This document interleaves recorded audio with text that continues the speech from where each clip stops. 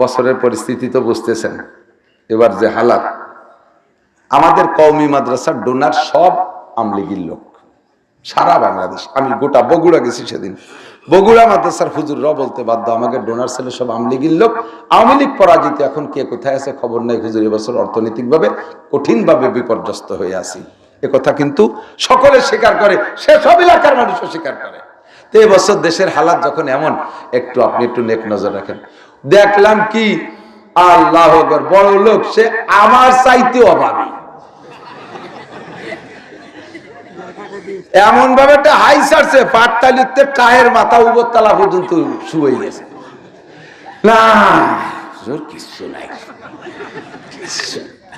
কিছু নাই, কিছু নাই বলি কি, আপনার কিছু না থাকলে তার শেখ হাসিনেরও কিছু থাকে না। আপনার কিছু নেই কয়েক যে বছরে যে গাজীপুর 10 বিঘে জমি রাখলাম না, ওই রেখেটে পরে ছেলে মেয়েরা ধরলো যে সবাই গার্মেন্টস আছে, ওই জায়গা 7 তলা 4টে গার্মেন্টস করা লাগলো। পরে গার্মেন্টস এর সব মালামাল তো কিনা লাগছে, এরপরে রানিং হয়ে গেছে গার্মেন্টস। ম্যানেজার বলতেছে স্যার পরের গাড়িতে মাল আমদানি রপ্তানি করা যায় না, এজন্য 20 খান কাভার ভ্যান বানাতে হবে। ওই বানানো লাগলো। পরে আরো মালামাল আনতে আরো 20 খান ডিস্ট্রিক্ট ট্রাক কিনা লাগছে। ছেলে মেয়েরা বিরক্ত বোধ করতেছে যে এই যে এখানে ওখানে ও আছে, মানুষ কে দেখে? এই গার্মেন্টস কি দেশের মানুষ এসে দেখবে? আমাদের লাইনে 20 খান পরিবহন না নামাইলে মানুষে বুঝবে না যে আমাকে পয়সা আছে। এই জন্য সেই লাস্টে সেই এসি গাড়ি, স্লিপিং গাড়ি, এই 20 খান বানাতে যে 40 কোটি টাকা হয়ে চলে গেছে। এরপরে গাড়িওয়ালারা কয় যে স্যার পরের পাম্পেতে তেল কিনলি পরে লাভটা অন্য জায়গায় চলে যায়, এই মোড়ে মোড়ে সাইডে পাম্প করতে যাই, কিছু নাই, মরার মতো। আমি বললাম তাহলে 10টা টাকা দেবো, চা খাবেন? সেটা আপনার ব্যাপার, দিলে দিতে পারেন।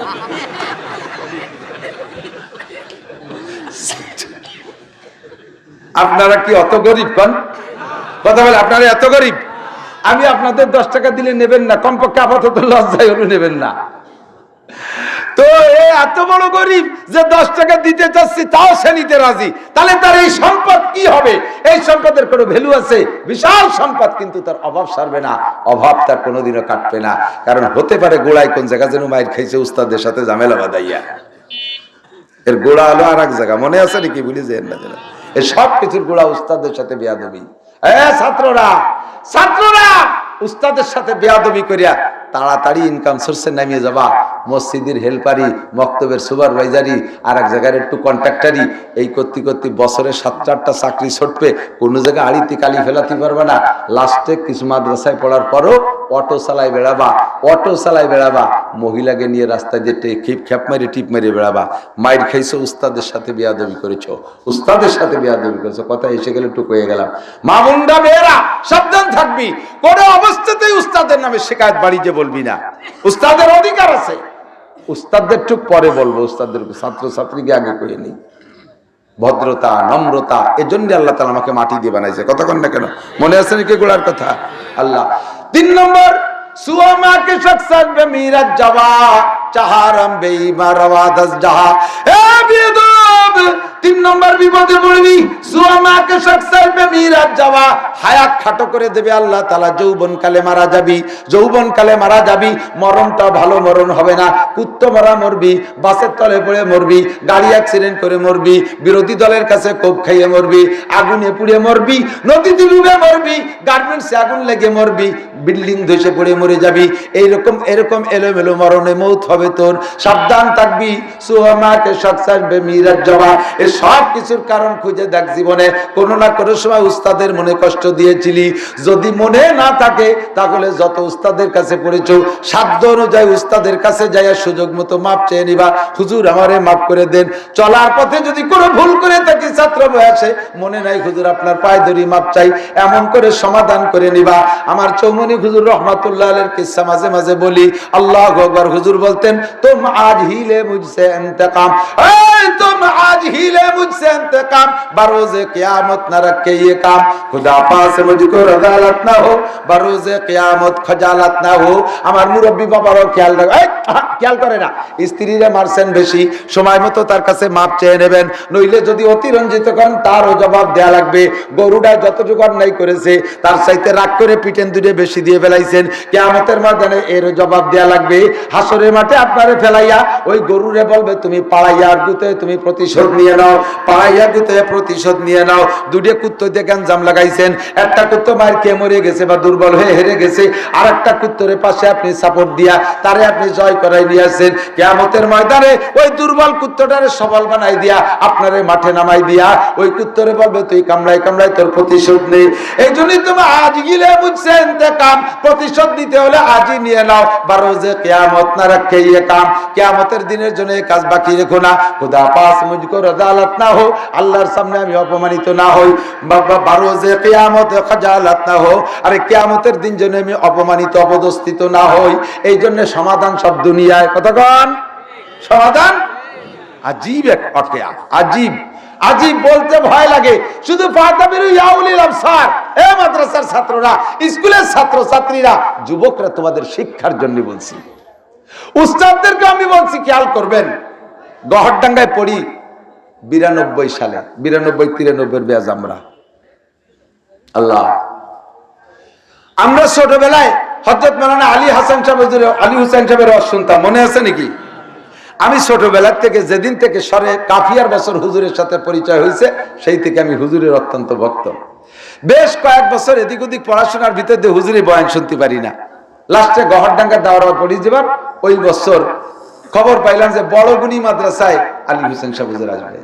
তা আমরা জামাতের আমির সাহেব, নায়েবে আমির, আমরা এভাবে সিনিয়র 5-7 জন যারা একটু লেখাপড়ায় ভালো, এই কয়জন মিলে জুটছি যে আজকে আমরা, দিনও ছিল শুক্রবার, আমরা যাব হুজুরের কাছে, হুজুরের বয়ান শুনতে।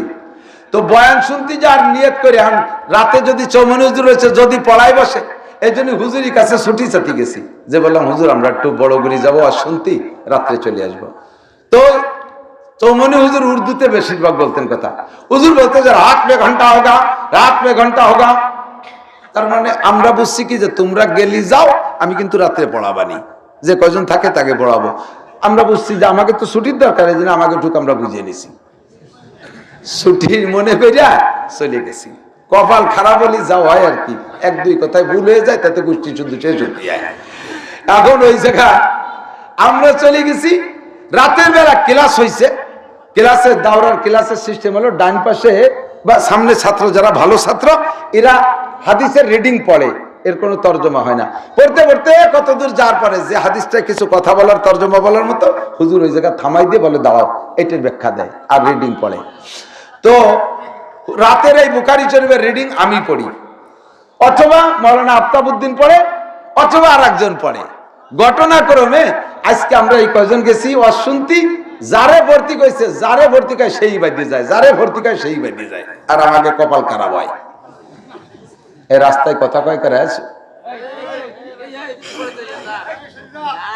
আমি যে আদব শিখেছি সেই এক দেখ দিয়ে চেয়েছি, আর এক দেখ দিয়ে বাড়ি চলে যাচ্ছে। কি ওয়াজ করবো, ওয়াজ আর কোনো কাজের জন্য না। এই উপলক্ষে মাদ্রাসা লাগে কয়টা টাকা হয়, আর আমাকে আল্লাহ তাআলা ভালো একটা ইনকাম সোর্স দিয়েছে, এই দিয়ে 2 মুছে খাইয়ে বাঁচতেছি। এই দিয়ে আর কোনো ফায়দা হচ্ছে না, যা দেখতেছি। ভালো লাগলে শোনে একটা বিনোদন, ভালো না লাগলে উঠে আইটে চলে যায়। সে একটু খেসড়ি থাকে, সে আসা একটু বসে থাকে। এই 3-4 কারণে ওয়াজ হচ্ছে, আর কোনো ফায়দা নেই। একদিক দিয়ে বলি, আর একদিক দিয়ে সেই কথারই আমল ছুটতি তালে থাকে। যে আমলের জন্য বলি সেই আমলটাই বাদ দিয়ে বসে তাই সেই সময় কি আর রস করবো কেন? এদিক খেয়াল করেন। পরে যারে ভর্তি করে সেই বাদি যায়, হুজুর কা ঘন্টা নেই হোগা, জিতে গেছে, ঘন্টা হবে না। ওই কয়টারে আগে বহিষ্কার করতে হবে, নাহলে ঘন্টা হবে না। বেরোয় চলে গেছে, বুড়ো রাগ এতে রুম ফাটায় ফেলাই দিচ্ছে। মসজিদে গেছে, ঈশান নামাজ পড়তে যে সে মসজিদে সবাই, কাশিন হুজুর আছে, মোতাম সাহেব হুজুর আছে, সবাই এমন গরম, মসজিদ গরম করে ফেলাইছে। কি হয়েছে? এই কয়জন অশান্তি গেছে, হুজুর পড়াতে পারিনি। ঘোষণায় মসজিদে এই কটারে বের খারিজ না করলে আমি পড়াবো না। আমরা তো জায়গা ছুটি নিছি, ছুটি বুঝছি, কিন্তু ছুটি যে দেইনি তা তো টের পাইনি। এই গরম রাতটা চলে গেছে, আমরা রাত্রেই চলে আসছি, নদী পার হইয়া চলে আসছি পার। সে সময় তো বেরিয়ে যায়নি বাটগাতি। আসার পরে ফজরের নামাজ পড়ছি। বগুড়ার হুজুর রহমাতুল্লাহ আলাইহি একটু শফিক ছিলেন, ছাত্রদের প্রতি বেশি দরদি ছিলেন। কোনো সমস্যা হলে হুজুর সমাধান করার চেষ্টা করতেন। তো হুজুর সকালবেলা ফজর পড়িয়ে বেরোনোর পরে বলছে, মিয়া কোথায় গেছিলে? হুজুর গেছিলাম তো চৌমনি হুজুরের কাছে ছুটি নিয়ে আওয়াজ শুনতে। ছুটি হয়নি, কপাল পড়ছে। দাওরার বছর নাম কাটলে কিয়ামত পর্যন্ত এই লাল দাগার মুসার কিছু থাকে না, কোনো ডাস্টারিয়া মুছে না। সমাধান করো ঘন্টায় যাওয়ার আগেই। আমি বলতে হুজুর আপনি একটু চালেন, কোনো মতো সম্ভব না, যে গরম কেউরে মানবে না, নে হবে না।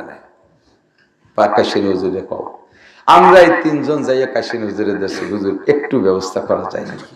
কাশিন হুজুর কয় বাবা মাইর খাওয়ার মরিয়ে যাও, তোমরা তিনজনই যাও, আমাকে যার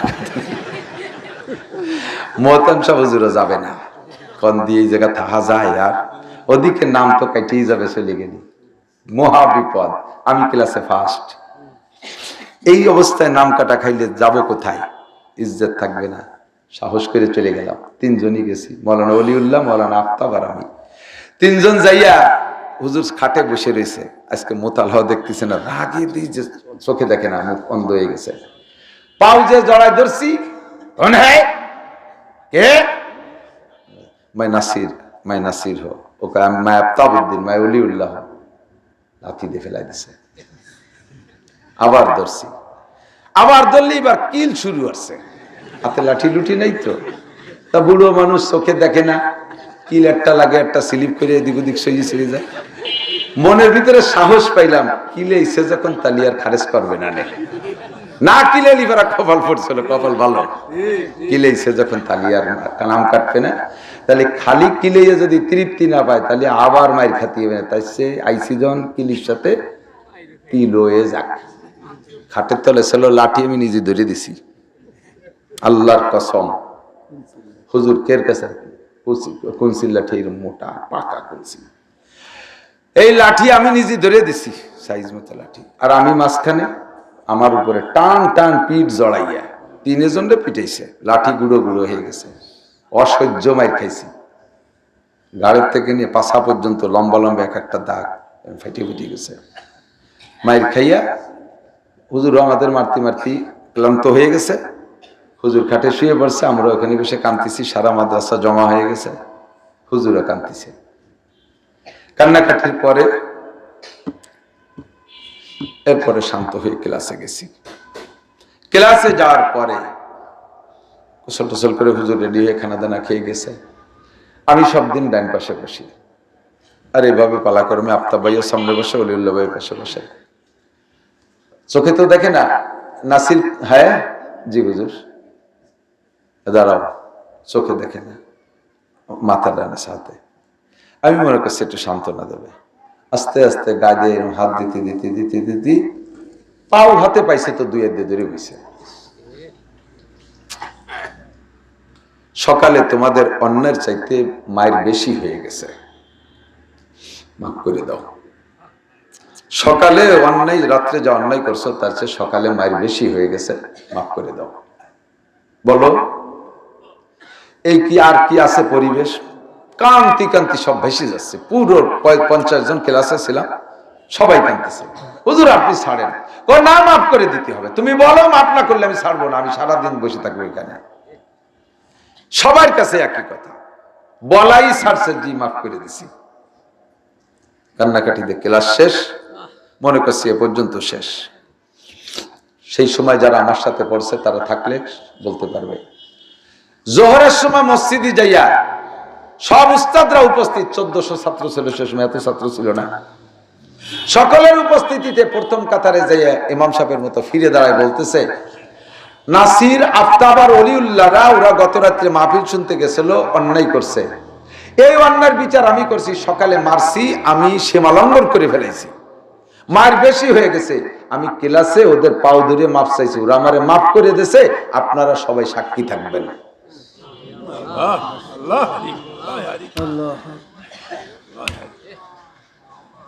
আমি পুরো মসজিদ আবার কান্দে দিছে। হুজুর এই সময় শেরটা পড়ছিলেন, তোমাজ হিলে মুঝসে ইন্তেকাম বরোজে কিয়ামত না রাখিয়েগা। প্রতিশোধ নিতে হলে এখন নিয়ে নাও। আরে দুনিয়ার এই প্রতিশোধে আমার হুজুরের এই গল্প শোনাই, তাতে আমার হুজুরের বিন্দু মাত্র অপমান হচ্ছে না, আরো সম্মান বাড়তেছে। কথা বলেন ঠিক ঠিক না? ও দোস্ত, দুনিয়ায় সমাধান করে নাও, মাপ চেয়ে নাও, ক্ষমা চেয়ে নাও, বিচারটা দুনিয়ার থেকে হয়ে যাক। হাসরের মাঠে যাইয়া দাঁড়াইয়া বিচার দিতে সময় লাগবে, ওদেরকে জবাব দিতে দিতে সময় লেগে যাবে, আর সময় লাগানো ওই জায়গা আর সময় সহ্য করতে পারবা না। আর এই স্ত্রীর যদি অতিরঞ্জিত করে দেখো, আজই যে পায়ে ধরে মাপ চেয়ে নাও, আব্বার সাথে বেয়াদবি করছো, পাও ধরে মাপ চেয়ে নাও। উস্তাদরা ছাত্রদেরকে সীমালঙ্ঘন করেছো, নির্জনে ডেকে নে, বাবা ভুল হয়ে গেছে, বেশি হয়ে গেছে, মাফ করে দে, এতে তোমার ইজ্জত বাড়বে ছাড়া কমবে না। কিন্তু কিয়ামতের ময়দানে এই হিসাব নিকাশ দেয়া নেয়া করতে গেলে বহুত সময় চলে যাবে।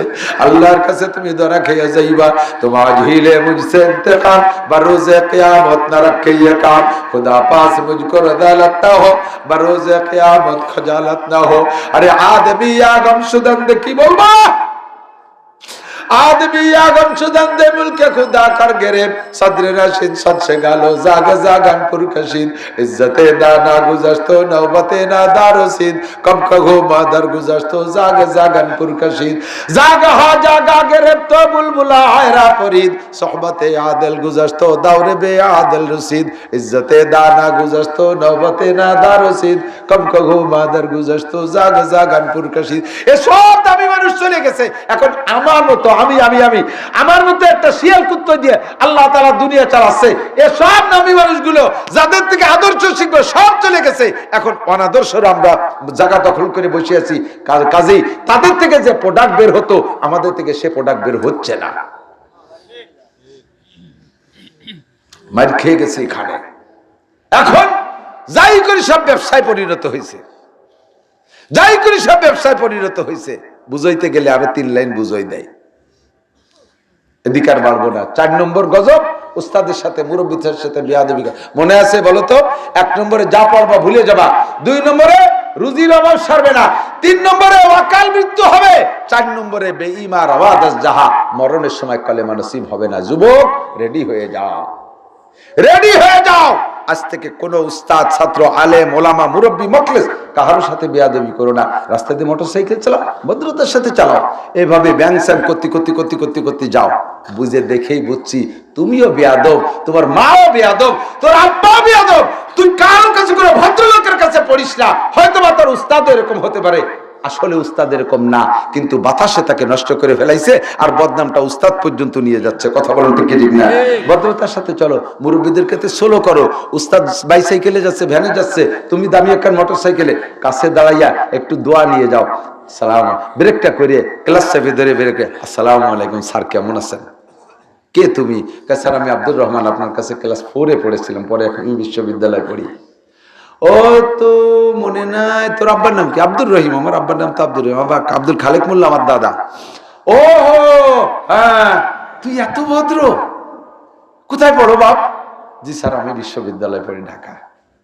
হ্যাঁ, আমি দোয়া করি তুমি অনেক বড় হও। স্যার আমি তো আব্বার জন্য একটু ওষুধ আনতে যাবো, আমি কি একটু যাবো? হ্যাঁ যাও যাও যাও যাও, তোমার জন্য দোয়া করি। যাওয়াও হবে, দোয়াও হবে। আর ওই জায়গা যাইয়ে মোটরসাইকেলে আর একটা পিকআপ পড়ে দাও, স্যার যাই আসো তুমি। সরকার যাও দাতাল, ওই যে ট্রাক দাঁড়াইছো তলে ঢুকবি। টানতেছে মাত্র বেখেয়ালে বালির ট্রাকের ফাঁসার তল দিয়ে ঢুকিয়ে মোটরসাইকেল চাকার সাথে ফেসাই গেছে, ওর বডিটা গুঁড়ো গুঁড়ো হয়ে গেছে, মাথাটা সিটকে খালের মধ্যে চলে গেছে। যা গনে যাবি যা। এসব বেয়াদবির ফলাফল। কথা কয় আমার শোনা যুবক, তোমরা যারা আছো, ছোট যারা আছো, পাক্কা প্রতিজ্ঞা করো তো, আমরা এই জাতীয় বেয়াদবি কখনো করিব না, কখনো করিব। ভদ্রতার সাথে সালাম দেব, সালামটা বিনয়, আসসালামু আলাইকুম হুজুর কেমন আছেন? ওলামায়ে কিরাম আসে, সালাম হুজুর, ও হুজুর আসসালামু আলাইকুম। হুজুর রে সালামের তো উত্তর দিলে না, কিদে লাগছে বাড়ি না? বুঝছি, আমি তাইছে বুঝছি তুইও বেয়াদব, তোর গোষ্ঠী শুদ্ধ বেয়াদব। অকালে মরণ হবে, মরার সময় কলেমা নসিব হবে না। বদদুয়া নিস নে, দোয়া নে, ঠিক না? আল্লাহ পাক বলেন, হ্যাঁ নাসির তুমি উম্মতের কাছে একটু জিজ্ঞেস করো, শিক্ষিত লোক আর অশিক্ষিত লোক কি কখনো সমান হতে পারে?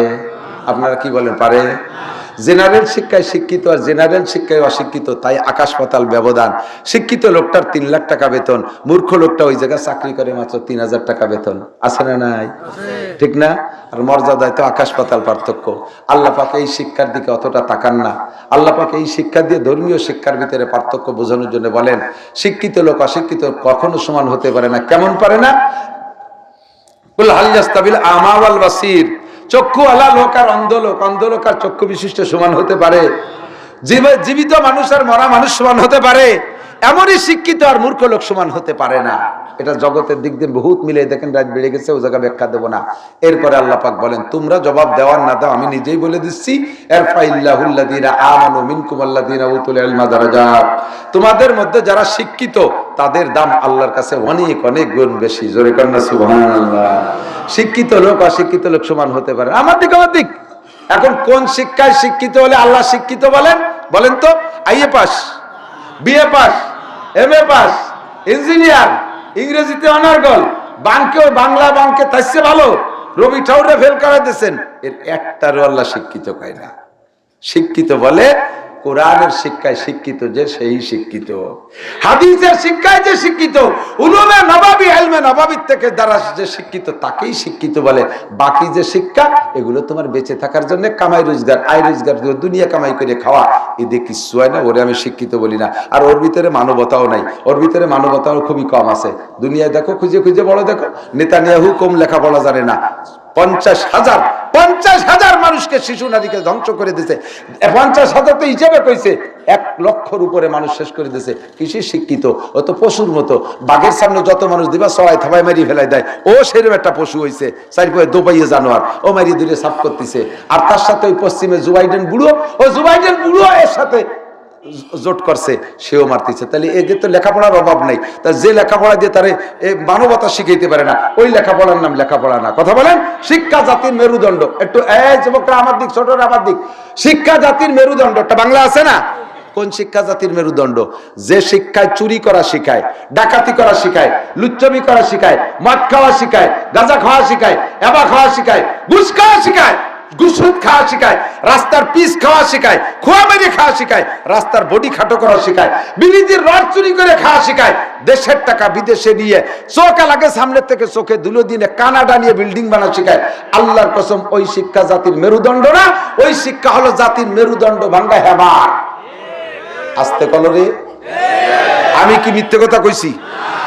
আমাদের দেশের সম্পদ, এই ভুল বুঝবেন না কখনো।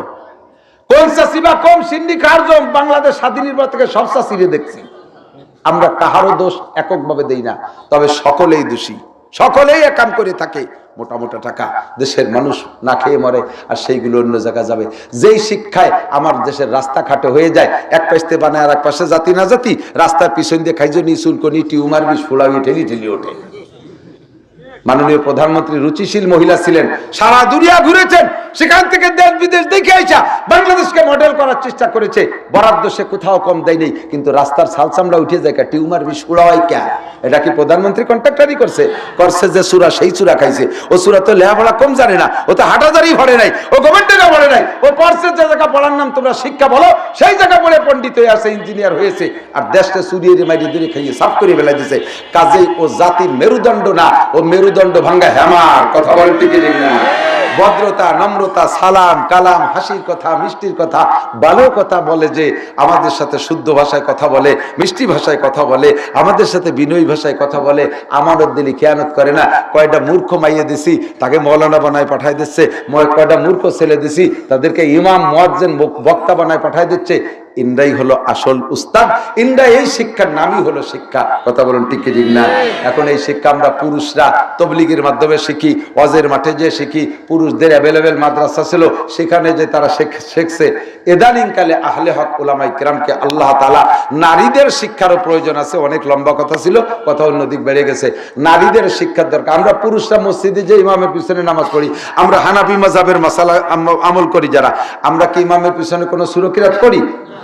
আমরা পড়ি না। সূরা ফাতিহা আমাদের পড়া লাগে না, কিন্তু কিরাত গলত হইলে নামাজ হয় না, কিরাত গলত হইলে নামাজ হয় না। আবার মহিলাদেরকে মসজিদে যাইতে দেই না, মহিলাদেরকে মসজিদে যাইতে দেই না। তো মহিলাদের কিরাত তো চরম গলত, তারাই অশুদ্ধ কিরাতে জীবন করে নামাজ পড়বে, 1 সেকেন্ডও বেসতে যেতে পারবে না। আমরা ইমামের পিছনে ইক্তেদা করছি, ইমামের গাড়ে বোঝাটা উঠাই দিছি, আমাকে ঝামেলা গেছে। কিন্তু বিটিকে নামাজ তো তাকে নিজেকে পড়া লাগবে, ওদিকে তাকে কিরাত ভালো না। পড়ছে সুলোর বিটি মাছ আছে খালাদা দিনারির কাছে, ও জায়গায় বসে আনাকুম উলকুম কান্নাকুম বান্নাকুম দিয়ে পড়ছে, তাতে এমন জুতই নেই। এই অশুদ্ধ কিরাতদের নামাজ পড়ে দোজখে যাবে। সচেতনতার যুগ, শিক্ষার যুগ, উন্নয়নের যুগ। এই সময় যদি ওলামায়ে কেরাম ফিকির না করে তাহলে আমরাও ঠেকে যাব। আপনারা অভিভাবক যারা আছেন, সন্তানের পিছনে যদি এ ব্যাপারে মেহনত না করেন, আপনারা ধরা খেয়ে যাবেন।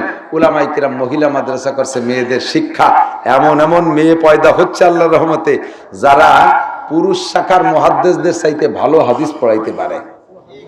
আমি জানি চট্টগ্রাম বাঁশখালী একটা মাদ্রাসায় গেছি, মৌলানা আখতারুল ইসলাম সাহেবের মহিলা মাদ্রাসায়, মাঝে মাঝে বলে থাকি গল্পটা। ওনার মাদ্রাসায় গেলে ভালো আলেম যদি বক্তা হয় তাহলে মেয়েদেরকে একটা বুখারী শরীফের ক্লাস করায়। তা আমি বসে বুখারী শরীফ পড়াই, জানে হুজুর। উনি বললেন যে হুজুর আপনি একটা সবক আমার মেয়েদেরকে পড়ান। তো ওরা ভিতরে বসে রিডিং পড়বে, আমি বাইরে থেকে শুনবো, তর্জমা বলবো। আমি কোন জায়গা থেকে পড়াবো সে জায়গা আমি 1 পৃষ্ঠা মুতালা দেখে গেছি, 1 নজর দেখে গেছি। ওরা তো জানে না। আমি যাইয়ে বাইরে বসে, হুজুর আমার সাথে আছে, আমি বললাম যে এত নম্বর, এই প্রথম খণ্ডের এত নম্বর পৃষ্ঠা খোলো। খুলছে, বললাম যে একজনের রিডিং পড়ো, দেখেই পড়বে, অতটা সস্তা না। এত বড় পৃষ্ঠা, আমার মনে হয় 2 থেকে 3 নিশেষে এই মেয়েটা 1 পৃষ্ঠা শেষ করে ফেলছে। একটা নুকতা, জের, জবর, নাহু, সরফ, কোথাও একটা লুকমা দেওয়ার সুযোগ আমি পেলাম না। আমি তো বহুকাল ধরে বুখারী শরীফ পড়াই, এরকম পিওর রিডিং এবারও আমি আমার পুরুষ ছাত্রদের কাছে পাই নাই। হাতের লেখা যেন টাইপ করা, কারণ ওদের তো আজে বাজে ফিকির কম। ক্রিকেট খেলবে না, বইটে বাড়ি নাই, ফিল্ডিং মিল্ডিং মারামারি নাই, ওই জায়গায় বসে খালি পড়ে আর পড়ে। হাতের লেখাও যেমন, আল্লাহর রহমতে কিতাবও বোঝে তারা। এখন কথা হলো যে মেয়েদের এত বড় আলেম হওয়া দরকার আছে কি আছে না সেটা ভিন্ন কথা, কিন্তু ইলমুল হাল, নিজের পর্দা, পুশিদা, পয় পরিষ্কার, পবিত্রতা, পরিচ্ছন্নতা, অজু, গোসল, কিরাত, এগুলো তো শেখা দরকার আছে। প্রাথমিকভাবে কমপক্ষে 10, 11, 12 বছরের ভিতরে এইটুক শিখলেও মেয়েটা একজন আদর্শ মা হতে পারবে। একটা আদর্শ মা হলে তার পেট থেকে আদর্শ সন্তানেরও আশা করা যায়। কাজেই আমরা এই মাদ্রাসার পাশে থাকবো, মাদ্রাসার সহযোগিতা করব, মাদ্রাসার খেদমত করব, আর আমাদের মেয়েদেরকে এই মাদ্রাসায় দিয়ে প্রাথমিক শিক্ষাটা কমপক্ষে করায় নেব। মাওলানা মুফতি মুহাদ্দিস না হয় না হোক, কোরআন শরীফ শুদ্ধ করে পড়ে, আর এত ভালো, মাত্র 1-1.5 বছরে হাফেজ হয়ে যায়। কাউদের মেধা তো গোছানো থাকে, 1-1.5 বছরে হাফেজ হয়ে যায়। আমাদের মেয়েদেরকে এখানে পড়াবো, রাজি আছি না ইনশাআল্লাহ? আর এখন বিষয় হলো, এই কথাটাও বলি, 3 ব্যক্তি সিজন উঠার আগে কোন জায়গা যাওয়ার কায়দা নাই, বাপ মূল্যও যাওয়ার কায়দা নাই। 1 নম্বরে তাল গাছ কাটা গাছি, এদিক তাল গাছ কাটিয়ে রস বেরোয়নি কি আমি জানি না, এতে গাছে নাকি, আমাকে শহর অঞ্চলে আছে তাল গাছে 3 বেলা গাছে উঠা লাগবে। সকালে উঠে রস পেড়িয়ে নিয়ে জটে তেলানো লাগে, ফিরে আয়া পাইতে আবার দুপুরবেলা আবার উঠা লাগবে, আবার বিকেল বেলা আবার 3 বার ডেলি জটের কাছে যাওয়া লাগবে। 1 বেলা যদি মিস করে কে জানা যায় এসে দেখবে যে ও জটে আর রস হবে না। এর সিজন উঠার আগে আর কোনো যা কায়দা নেই। 2 নম্বরে পোল্ট্রির ফার্ম করছে যে লোক, তার ওই সিল্লে উঠার আগে আর কোনো যার কায়দা নেই। যদি কোনো জায়গায় যে 2 দিন বেড়ায় এসে দেখবে যে বার্ড ফ্লু, অ্যানথ্রাক্স ম্যানথ্রাক্স হয়ে স্টক করে চিতে পড়ে রয়েছে, আর শিয়েলে সাপ করে ফেলাই দিচ্ছে।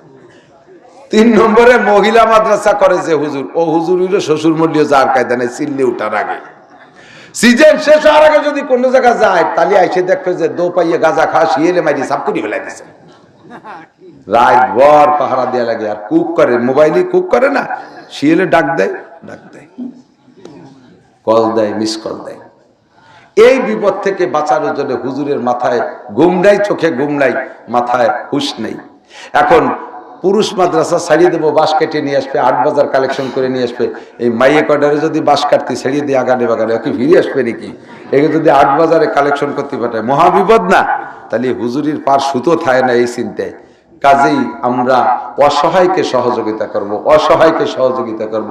তাদের লাগে বেশি, মেয়েদের প্রয়োজনীয় আসবাব পুরুষের চাইতে অনেক বেশি লাগে না? কথা বলেন, প্রত্যেকের বাড়িতে তো মেয়ে ছেলে আছে, মেয়েদের পুরুষের চেয়ে বেশি লাগে, পোশাক আশাক বেশি লাগে, আরো আনুষঙ্গিক অনেক কিছু বেশি লাগে, জায়গাও তাদের বেশি লাগে, পানিও তাদের বেশি লাগে, সবকিছু বেশি লাগে।